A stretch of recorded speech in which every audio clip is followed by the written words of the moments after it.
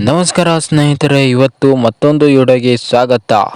ಇವತ್ತಿನ ಈ ಒಂದು ವಿಡಿಯೋದಲ್ಲಿ 50 ಕೋಟಿ ಅಥವಾ 100 ಕೋಟಿ ಕಲೆಕ್ಷನ್ ಮಾಡಿರುವ ಕನ್ನಡದ ಚಿತ್ರಗಳು ಯಾವುವು ಎನ್ನುವುದನ್ನು ಇವತ್ತಿನ ಈ ಒಂದು ವಿಡಿಯೋದಲ್ಲಿ ತೋರಿಸ್ತೇವೆ. ಈ ವಿಡಿಯೋವನ್ನು ಕೊನೆ ತನಕ ನೋಡಿರಿ.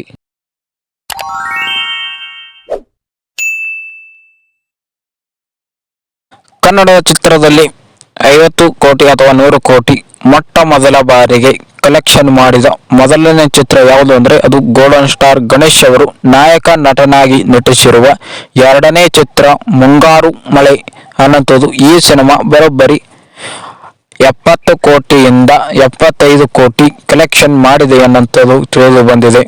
ಇನ್ನು ಎರಡನೇ ಚಿತ್ರ ರಾಕಿಂಗ್ ಸ್ಟಾರ್ ಯಶ್ ಮತ್ತು ರಾಧಿಕಾ ಪಂಡಿತ್ ನಟಿಸಿರುವ ರಾಮಾಚಾರಿ ಸಿನಿಮಾ. ಈ ಸಿನಿಮಾವು 50 ಕೋಟಿ ಕಲೆಕ್ಷನ್ ಮಾಡಿದೆ ಎಂದು ತಿಳಿದು ಬಂದಿದೆ. ಇನ್ನು ಮೂರನೇ ಚಿತ್ರ ರಕ್ಷಿತ್ ಶೆಟ್ಟಿ ಮತ್ತು ರಶ್ಮಿಕಾ ಮಂದಣ್ಣ ನಟಿಸಿರುವ ಕಿರಿಕ್ ಪಾರ್ಟಿ ಸಿನಿಮಾವು ಸಹಿತ 50ರಿಂದ ಬರೋಬ್ಬರಿ 60 ಕೋಟಿ ಕಲೆಕ್ಷನ್ ಮಾಡಿದೆ ಎಂದು ತಿಳಿದು ಬಂದಿದೆ. ಇನ್ನು ನಾಲ್ಕನೇ ಚಿತ್ರ ಪವರ್ ಸ್ಟಾರ್ ಪುನೀತ್ ರಾಜ್ಕುಮಾರ್ ಅವರು ನಟಿಸಿರುವುದು ಬರೋಬ್ಬರಿ ರಾಜಕುಮಾರ ಸಿನಿಮಾ ಬರೋಬ್ಬರಿ 75 ಕೋಟಿ ಕಲೆಕ್ಷನ್ ಮಾಡಿದೆ ಎಂದು ತಿಳಿದು ಬಂದಿದೆ. ಇನ್ನು ಐದನೇ ಚಿತ್ರ the villain Shivaraj Kumar and ಸ್ವೀಪ್ ನಟಿಸಿರುವ ಈ ಚಿತ್ರ ಭರ್ಜರಿಯಾಗಿ ಯಶಸ್ಸನ್ನು ಕಾಣಿ ಬರೋಬ್ಬರಿ 60 ಕೋಟಿ ಕಲೆಕ್ಷನ್ ಮಾಡಿದೆ. ಇನ್ನು ಆರನೇ ಚಿತ್ರ ಕನ್ನಡ ಇಂಡಸ್ಟ್ರಿಯನ್ನ ಬೇರೆ ಲೆವೆಲ್ಗೆ ಒಯ್ದಿರುವಂತಹ ಸಿನಿಮಾ ರಾಕಿಂಗ್ ಸ್ಟಾರ್ ಯಶ್ ಅವರ KGF ಸಿನಿಮಾವು ಬರೋಬ್ಬರಿ 250 ಕೋಟಿಗಳಿಗಿಂತ ಅಧಿಕ KGF 1 ಸಿನಿಮಾ ಇದು 250 ಕೋಟಿಗಳಿಗಿಂತ ಅಧಿಕ ಕಲೆಕ್ಷನ್ ಮಾಡಿದೆ ಎಂದು ತಿಳಿದು ಬಂದಿದೆ. ಇನ್ನು ಏಳನೇ ಚಿತ್ರ ಪೈಲ್ವಾನ್, ಇದು ಸುದೀಪ್ ಅವರು ನಟಿಸಿರುವ ಚಿತ್ರವಾಗಿದ್ದು ಬರೋಬ್ಬರಿ 53 ಕೋಟಿ ಕಲೆಕ್ಷನ್ ಮಾಡಿದೆ ಎಂದು ತಿಳಿದು ಬಂದಿದೆ.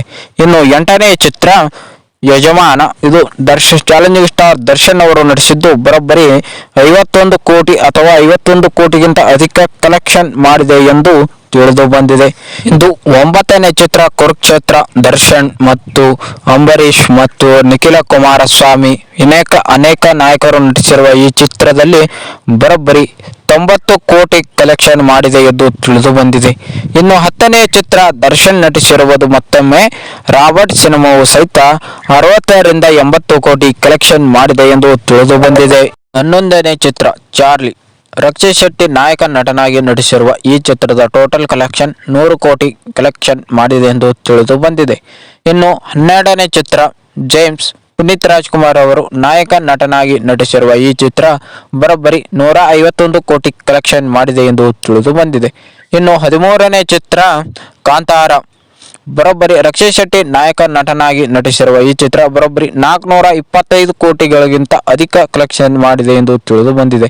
ಇದು ಬಿಡುಗಡೆಗೊಂಡ ದಿನಾಂಕ 30/9/2022ರಂದು ಬಿಡುಗಡೆಗೊಂಡಿದೆ. ಇನ್ನು 14ನೇ ಚಿತ್ರ KGF 2, ಬರೋಬ್ಬರಿ ಯಶ್ ಅವರು ನಾಯಕ ನಟನಾಗಿ ನಟಿಸಿರುವ ಈ ಚಿತ್ರ ಪ್ಯಾನ್ ಇಂಡಿಯಾ ಸಿನಿಮಾವಾಗಿದ್ದು ಇದು ಬರೋಬ್ಬರಿ 1000 ಕೋಟಿಗಳಿಗಿಂತ ಅಧಿಕ ಕಲೆಕ್ಷನ್ ಮಾಡಿದೆ ಎಂದು ತಿಳಿದು ಬಂದಿದೆ. ಇನ್ನು 15ನೇ ಚಿತ್ರ ವಿಕ್ರಾಂತ್ ದ್ರೋಣ, ಸುದೀಪ್ ನಾಯಕ ನಟನಾಗಿ ನಟಿಸಿರುವ ಈ ಚಿತ್ರವು ಬರೋಬ್ಬರಿ ಇದನ್ನು ಪ್ಯಾನ್ ಇಂಡಿಯಾ ಸಿನಿಮಾವಾಗಿದ್ದು ಬರೋಬ್ಬರಿ 160 ಕೋಟಿಗಳಿಗಿಂತ ಅಧಿಕ ಕಲೆಕ್ಷನ್ ಮಾಡಿದೆ ಎಂದು ತಿಳಿದು ಬಂದಿದೆ. ಇನ್ನು